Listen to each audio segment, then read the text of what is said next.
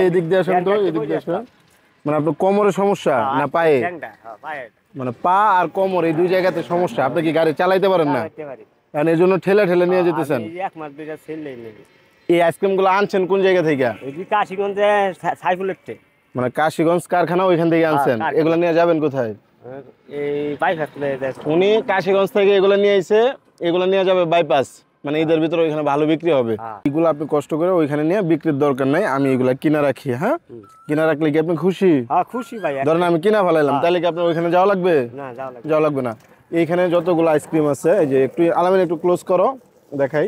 এরকম আছে, তারপরে যে এরকম আছে, এই যে এইগুলো আছে।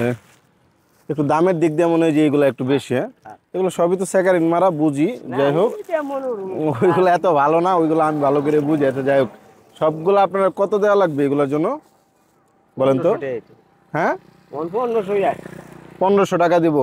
1500 হলে খুশি? 1500 টাকাতে কি আপনার লস থাকবে না লাভ থাকবে? থাকবে না। 1500 হলে আপনি খুশি না? আমার কাছে যদি 1500 না থাকে তাহলে কি দিবেন? মানে 1500 কম থাকলেও দিবেন? 1 মিনিট দেখি আমার কাছে কত আছে। তেমন নাই।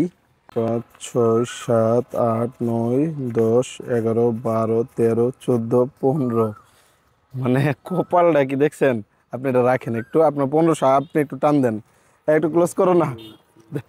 মানে এমন একটা টাইমে বের হয়েছি, এখানে ভাঙতে 30 টাকা আছে, আর এখানে আর 1 টাকাও নেই, মানে 1500 ছিল। যদি এই ক্ষেত্রে 100 টাকা কম দিতাম, দিতেন? তার মানে কি সবগুলো আইসক্রিম কি এখন আমার? আপনার বিক্রি শেষ, তাই না? এই খলায় তো লোক নাই, কোনো খলাতেই লোক পাবেন না। কেন পাবেন না? ঈদের ছুটিতে আছে শ্রমিকরা, বুঝছেন? তা আপনি এক কাজ করেন, ওই জয় বাংলা মাঠ চিনেন? 10 টাকার আইসক্রিম যদি 5 টাকাও পারেন বিক্রি করে দিবেন। সবগুলো তো আমার না? কারণ সবগুলা আমার লাগবে না, আমি জাস্ট চাইতেছিলাম যে আপনার কষ্টটা একটু কম হোক, বুঝছেন?